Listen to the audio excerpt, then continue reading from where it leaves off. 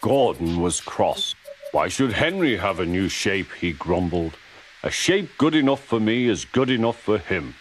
He goes gallivanting off to Crewe, leaving us to do his work, and comes back saying how happy he feels. It's disgraceful.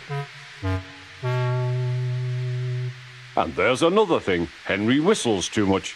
No respectable engine ever whistles loudly at stations. It isn't wrong, but we just don't do it. Poor Henry didn't feel happy anymore.